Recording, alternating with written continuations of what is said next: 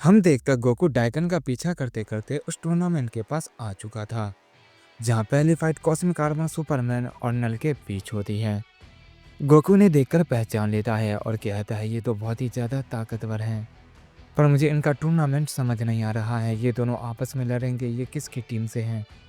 तभी डार्क कहता भाई अगर कॉस्मिक आर्मर सुपरमैन हार गया तो आप उसे कभी नहीं चुन पाओगे। आप इस बारे में जानते होंगे। इस पर डाइकन कहता चिंता मत करो, अभी तो फाइट शुरू हुई है। मुझे सारे रूल्स पता हैं और ये तुमने घटिया रूल बना रखे हैं। डार्क कहता इसी में तो मजा है। तभी हम कॉस्मिक आर्मर सुपरमैन को देखते हैं जो नल की गर्दन को पकड़ लेता है और अपने लेजर से उसके सर पे अटैक कर देता है। वो उसके सर को बहुत बुरी तरह से डिस्ट्रॉय करने की कोशिश कर रहा था, लेकिन वो ऐसा नहीं कर पा रहा होता है। नल कहता है मुझे हराना इतना आसान नहीं है बच्चे, मैं किंग ऑफ डार्कनेस हूँ।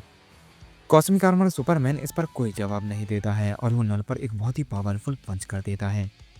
नल उस पंच को ब्लॉक करने की कोशिश करता है, लेकिन वो पंच में बहुत ज़्यादा एनर्जी थी जिस वजह से वो बहुत दूर जाकर गिरता है।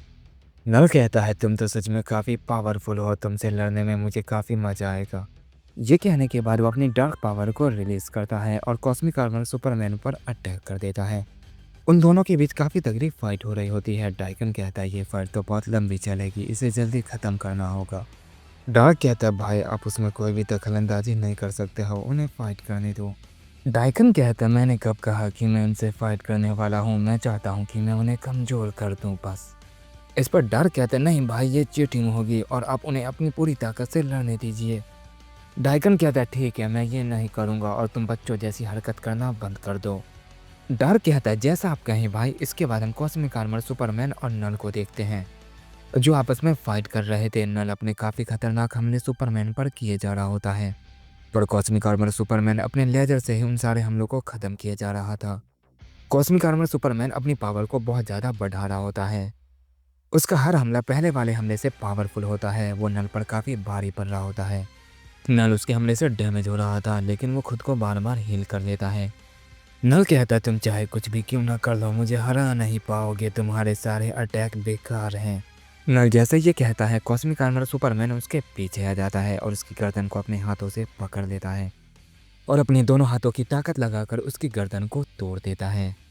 डार्क कहता है भाई आपका वॉरियर जीत रहा है, वो तो पहले से काफ़ी ताकतवर हो गया है। डाइकन इस पर हंसता है और कहता है मैंने तुमसे पहले कहा था, मैं तुम्हारा बड़ा भाई हूँ और मैं तुम्हारी चाल को समझता हूँ। डार्क कहता है ऐसी बात है तो फिर आप इसके बारे में क्या कहेंगे, मैं अब चुनूंगा।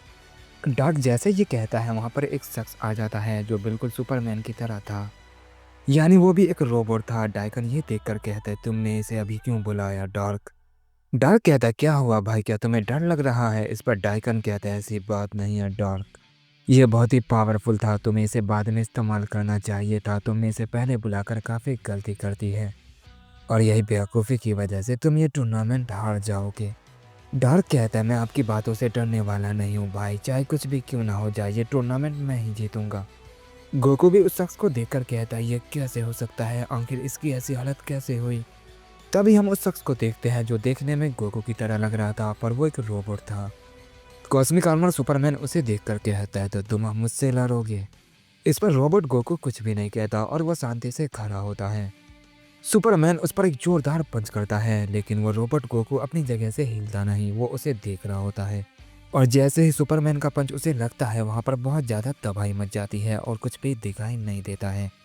और जैसे उस धमाके का असर कम होता है हम देखते हैं रोबोट गोकू अपनी जगह पर था।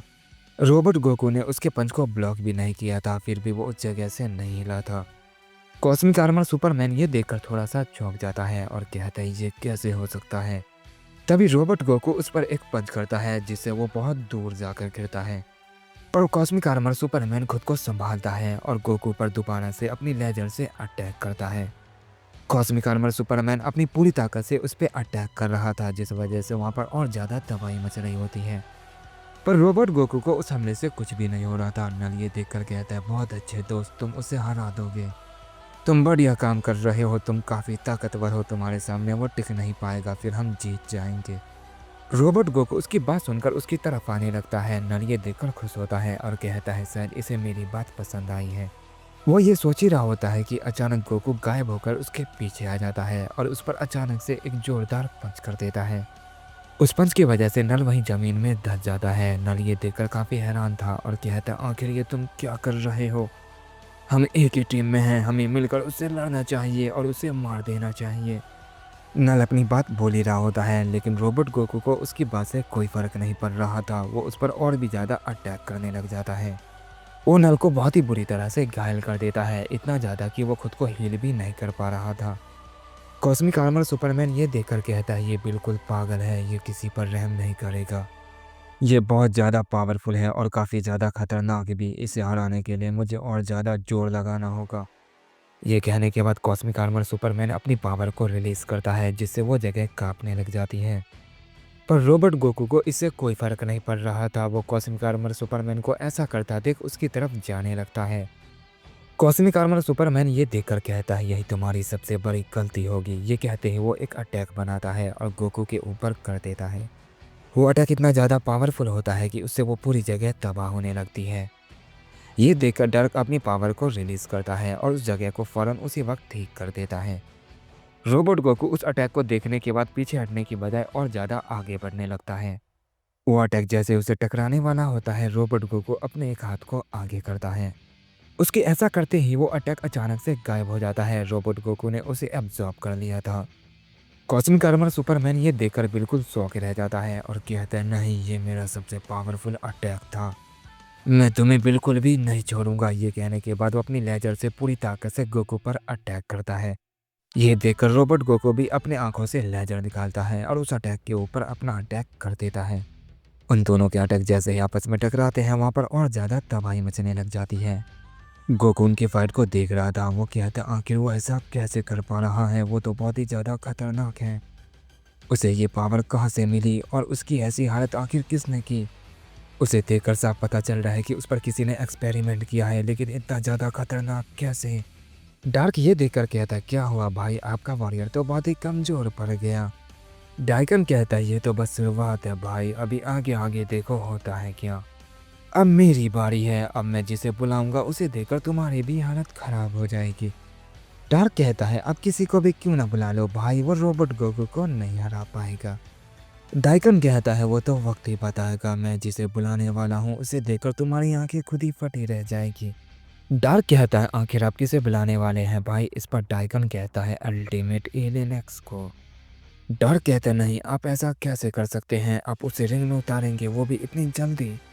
वो तो आपका खास वॉरियर है, आपको उसे लास्ट में उतारना चाहिए। डाइकन कहता है, तुमने भी तो अपने खास वॉरियर को पहले ही रिंग में उतार दिया है। तुम जानते हो रोबोट गोकू को हराना कितना ज़्यादा मुश्किल है, उसे हराना लगभग नामुमकिन है।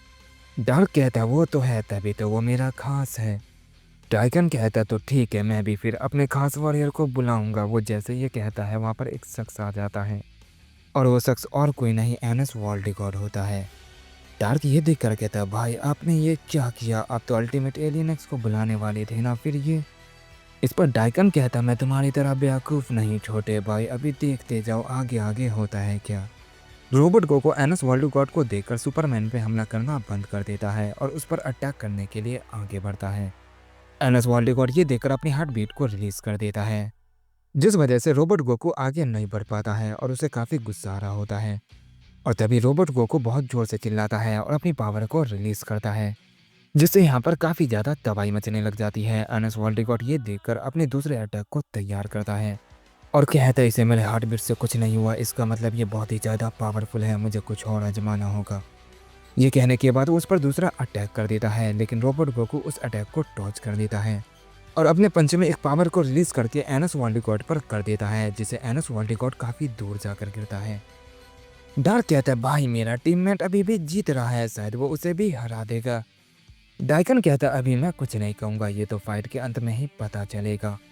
तभी हम एनस वॉल्डिगॉड को देखते हैं, जो खड़ा होता है और अपनी स्वॉर्ड को रिलीज करता है और रोबोट गोकू से कहता है, तुम सच में काफ़ी ताकतवर हो, तुम्हें हराने के लिए मुझे थोड़ी पावर को बढ़ाना होगा।